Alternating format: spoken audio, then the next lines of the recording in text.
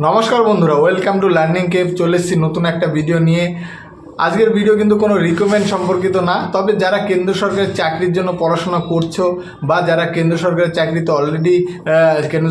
চাকরিতে অলরেডি করছেন তাদের জন্যই কিন্তু আজকে এই ভিডিওটা। তাদের জন্য একটা ভালো সুখবর এসছে, যেটা নিয়ে আজকে আলোচনা করব, অর্থাৎ ইউপিএস অর্থাৎ ইউনিফাইড পেনশন স্কিম। সবাই নামটা হয়তো এতক্ষণে শুনে গেছো, তবে এই পেনশন স্কিমে কি লাভ কি ক্ষতি সেটাই আজকে জানবো।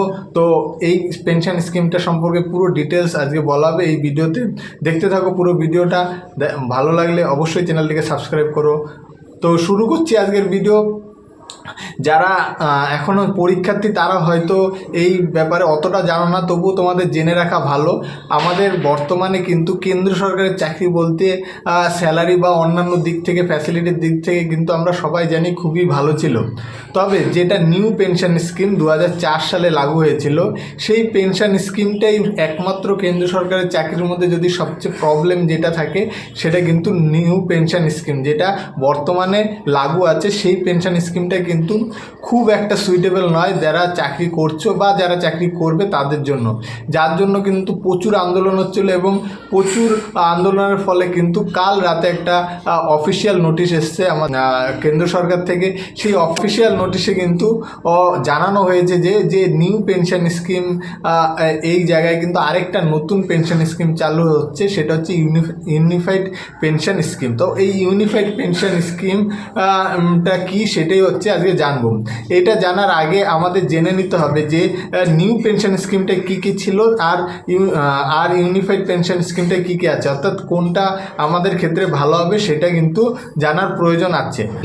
নিউ পেনশন স্কিমে কিন্তু আমাদের যা স্যালারি ছিল তার মধ্যে 10% স্যালারি কিন্তু কেটে নেওয়া হতো, যেটা কিন্তু পেনশন হিসেবে কিন্তু আমাদের জমা হতো এবং গভর্নমেন্ট সেইটা কিন্তু 14% দিত। অর্থাৎ 2019 সালে 14%টা হয়েছিল এবং 2019 সালের আগে কিন্তু গভর্নমেন্টও 10% দিত। অর্থাৎ 2004 থেকে 2019 পর্যন্ত গভর্নমেন্ট 10% এবং আমরা 10% আমাদের স্যালারি থেকে 10% কাটা হতো এবং সেই টাকাটা কিন্তু জমা হতে থাকতো। এবং বর্তমানে যেটা 2019 সালের পর থেকে 14% এবং কালকে যেটা অ্যানাউন্স করা হচ্ছে এরপর থেকে 18 বা 18.5%-এর মতো করা হবে। অর্থাৎ আমাদের থেকে 10% ওইটা ফিক্সড এবং 18.5% কিন্তু করা হবে।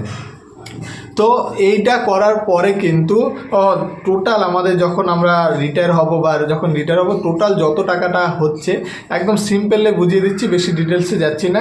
টোটাল যত টাকাটা হচ্ছে সেই টাকাটা 60% কিন্তু ডাইরেক্ট তোমাকে কিন্তু দেওয়া হবে। অর্থাৎ তোমার যখন চাকরি তুমি ছেড়ে দেবে 30 বছর বা 32 বছর বা কারোর 25-28 বছরে, সেই সময় যত টাকা জমছে টোটাল, অর্থাৎ আমাদের টাকা এবং কেন্দ্র সরকার যে টাকা দিচ্ছে সেটা মিলিয়ে যত টাকা জমছে তার কিন্তু 60% টাকা তোমাকে দেওয়া হবে এবং 40% যে টাকাটা থেকে সেইটা থেকে কিন্তু যতটা রেভিনিউ তৈরি হচ্ছে সেই রেভিনিউ অনুযায়ী তোমাকে কিন্তু পেনশনের মতো করে দেওয়া হবে। যেই পেনশন স্কিমটা কিছু কিছু লোক পেয়েছিল যেটা খুবই নগণ্য, 5, 6 বা 7 হাজার টাকা, এর বেশি কিন্তু পার মান্থ পাচ্ছিল না, যার জন্য এক বৃহত্তর আন্দোলন হচ্ছিল সারা ভারতবর্ষের সব জায়গায়। কিন্তু যেই সেন্ট্রাল গভর্নমেন্ট ইউনিয়নগুলো আছে তারা কিন্তু আন্দোলন করছিল যে ওল্ড পেনশন স্কিম লাগু করার জন্য। কিন্তু গভর্নমেন্ট এই নিয়ে 2023 সালে কিন্তু একটা কমিটি বসিয়েছিল এই নিয়ে পর্যালোচনা করার জন্য, যার ফলে কিন্তু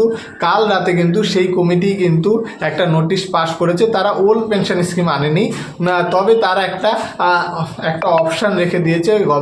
গভর্নমেন্ট যারা সার্ভিস করছে কেন্দ্রীয় সরকারের, তাদের জন্য একটা অপশান রেখে দিল, যেটা হচ্ছে ইউনিফাইড পেনশন স্কিম। এই পেনশন স্কিমের তিনটে মূলত মেন বিষয় দেওয়া হয়েছে। এই তিনটে বিষয় হচ্ছে, প্রথমটা হচ্ছে তুমি যদি তোমার সার্ভিস যদি 25 বছর করো, অর্থাৎ 25 বছর সার্ভিস করার পরে, তাহলে তোমার যেই তোমার স্যালারি অর্থাৎ বেসিক স্যালারি যেটা থাকছে, বেসিক স্যালারি কিন্তু 50%, তারপরে তুমি রিটায়ার হয়ে গেলে কিন্তু বেসিক স্যালারির 50% কিন্তু তুমি পেনশন হিসাবে পার মান্থ তুমি পেতে থাকবে। তাও পেনশন হিসাবে তুমি বেসিক স্যালারি তুমি যেই মাসে রিটায়ার হচ্ছ সেই মাসের আগের বছর পর্যন্ত তুমি যত তোমার বেসিক স্যালারি থাকবে সেই হিসাবে 50% তোমাকে দেওয়া হবে। এই হচ্ছে রুলস। অর্থাৎ একটা কেন্দ্র সরকারের যদি তুমি গ্রুপ ডি লেভেলও যদি চাকরিতে ঢোকো, তোমার কিন্তু বাই প্রমোশন, যদি রেলওয়ের কথাই বলি, বাই প্রমোশন তোমার শেষ জীবনে কিন্তু প্রায় 60,000 বা 70,000-এর কাছাকাছি কিন্তু 60,000-ই ধরে নিই, একটা গ্রুপ ডিতে প্রায় 60,000-এর মতো কিন্তু তোমার কিন্তু বাই প্রমোশন যদি ভালো হয় সে জায়গায় কিন্তু তোমার 60,000-এর মতো কিন্তু বেসিক স্যালারি চলে যায়। অর্থাৎ বেসিক স্যালারি 50% অর্থাৎ 30,000 টাকা কিন্তু পার মান্থ কিন্তু তুমি পেয়ে যাবে। এটা হচ্ছে বেসিক স্যালারি। এবার যারা উঁচু পোস্টে জয়েন করবে তারা আরও অনেক দূর যাবে, যাদের বেসিক স্যালারি 1 লাখ হয়ে যাবে তারা কিন্তু 50,000-এর মতো পাবে পার মান্থ করে। তো এটা হচ্ছে basic salary, not total salary DA TA মিলে বেসিক স্যালারির 50%টা পাবে। তারপরে আসছি যেটা হচ্ছে সেকেন্ড প্যারাতে ওরা বলেছে যে যদি কোনো ব্যক্তি যদি 10 বছর সার্ভিস করে এবং সেই ব্যক্তি যদি কোনো কারণে যদি তার ডেথ হয়ে যায় তাহলে কিন্তু সেই ব্যক্তি কিন্তু 10 বছর সেই ব্যক্তি কিন্তু তাহলে 60% অর্থাৎ তার যে পরিবার আছে তারা কিন্তু তার সেই সময় যেই সময় সে ডেথ হবে সেই সময়ের 60% কিন্তু তারা পেনশন হিসাবে তার ফ্যামিলি পাবে। তো বুঝতেই পারছো, যদি কোনো যেমন কোনো কারণবশত কারোর ডেথ হয়ে যায়, প্রচুর মানুষই কোনো কারণে রোগ বা কোনো কারণে মারা যায়, তো সেই হিসাবে কিন্তু তার ফ্যামিলি কিন্তু সেই সময় তার যে এমপ্লয়ি থাকবে তার বেসিক স্যালারি থাকবে তার 60% পাবে। আরেকটা হচ্ছে কোনো একদম যারা ধরো সাফাই কর্মী বা যেই কর্মীতে জয়েন করে কারোর এরকম হয় যে বেসিক স্যালারি কিন্তু 20,000 টাকাও হয় না, যে শেষ জীবনে যখন সে রিটায়ারমেন্ট করে তার বেসিক স্যালারি 20,000 টাকা হয় না। যার ফলে যদি 20,000 টাকা না হয়, ধরে নিলাম 16,000 টাকা কারোর বেসিক স্যালারি হলো, তখন সে সার্ভিসেস হিসাবে অনুযায়ী 50% অনুযায়ী কত পাবে? 8,000 টাকা পাওয়ার কথা 50% অনুযায়ী, কিন্তু সে 8,000 টাকা পাবে না। অর্থাৎ তোমার স্যালারি যাই হোক, এই জায়গায় একটা 3 নম্বর পয়েন্ট ওরা ফিক্সড করে দিয়েছে যে তোমার স্যালারি যাই হোক বেসিক তুমি মিনিমাম 10,000 টাকা কিন্তু তুমি স্যালারি পাবে, পেনশন কিন্তু পাবেই। অর্থাৎ যদি 10,000 টাকার নিচে তোমার কোনো পেনশন আসছে, অর্থাৎ তোমার যদি ক্যালকুলেশন করে 10,000 টাকার নিচে আসছে, তুমি কিন্তু 10,000 টাকার নিচের যে আসছে সেটা কিন্তু পাবে না, মিনিমাম 10,000 টাকা তোমাকে কিন্তু পেনশন হিসাবে দেবেই। এই হচ্ছে নতুন পেনশন স্কিমের রুলস। এছাড়াও যে ইউনিফাইড পেনশন স্কিমটা কিন্তু এই বছর চালু হচ্ছে না, 2025 সাল থেকে চালু হওয়ার কথা আছে, তো এখন থেকে এই প্রসেসটা হবে। তাছাড়াও যে আমাদের কেন্দ্র সরকার আছে তারা কিন্তু একটা অপশান রেখেছে, কেউ যদি চায় যে আমি নিউ পেনশন স্কিম অর্থাৎ 10% আমার বেসিক স্যালারি কাটবে এবং 18 বা 18.5% যে গভর্নমেন্ট দেবে, অর্থাৎ 4% বা 4.5% ওরা বাড়িয়ে দিয়েছে, সেই গভর্নমেন্ট দেবে, সেই নিউ পেনশন স্কিমের আন্ডারেও যদি তুমি চাও থাকতে পারো, বা তুমি চাইলে কিন্তু ইউনিফাইড পেনশন স্কিমেও কিন্তু চাইলে থাকতে পারো। দুটোর যে কোনো একটা তোমার অপশান চুজ করতে হবে। পরের বছরের দিকে আশা করা যায় যে কোনো যারা অলরেডি চাকরি করছো তারা কিন্তু কোনো না কোনোভাবে ফর্ম ফিল আপ করে ওই পেনশন স্কিমের আন্ডারে নিয়ে আসবে। এবার তুমি যেটা উইলিং, তোমার গভর্নমেন্ট দুটোই অপশান রেখেছে, যেটা তুমি চাইছো সেটাই কিন্তু হবে। তো রাজ্য সরকারদেরও কিন্তু কেন্দ্র সরকার বলেছে যে যদি কোনো রাজ্য সরকার চায় যে এই পেনশন স্কিম চালু করতে, তারাও কিন্তু চালু করতে পারে, কোনো অসুবিধা নেই।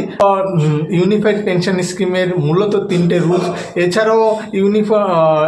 তাছাড়াও কিন্তু সবাই ওল্ড পেনশন স্কিম চাইছিল, কিন্তু ইউনিফাইড পেনশন স্কিমটা অনেকটাই বলা যায় similar to old pension scheme, খুব একটা আলাদা নয়। তো আশা করা যায় যে এইটা ইউনিফাইড পেনশন স্কিমটা অনেকের কাছেই নিউ পেনশন স্কিমের চাইতে বেটার মনে হবে। তো এটা একটা ভালো খবর যারা গভর্নমেন্ট সার্ভিস করছো তাদের জন্য, বা যারা করবে তাদের জন্য। পেনশনটা কিন্তু একটা খুব ভাইটাল জিনিস, যেটা কিন্তু কেন্দ্র সরকারের যে পরীক্ষা, কেন্দ্র সরকারের যে চাকরিতে সেটা কিন্তু উঠিয়ে দেওয়ার মতোই হয়েছিল। অর্থাৎ নিউ পেনশন স্কিমে কিন্তু পেনশনটা পাওয়া যায় না বললেই চলে, সেরকম একটা অ্যামাউন্ট দেয় যেটা পাওয়া যায় না বললেই চলে। তো এই একটাই কিন্তু খারাপ জিনিস ছিল, যেটা কিন্তু এখন আশা করা যায় কিন্তু এটা কিন্তু একটা সত্যি ভালো জিনিস হতে চলেছে গভর্নমেন্ট সার্ভিস যারা করছো তাদের জন্য। তো আশা করি ভিডিওটা তোমাদের ভালো লাগলো এবং ইনফরমেটিভ লাগলো। দেখা হবে অন্য ভিডিওতে। ধন্যবাদ।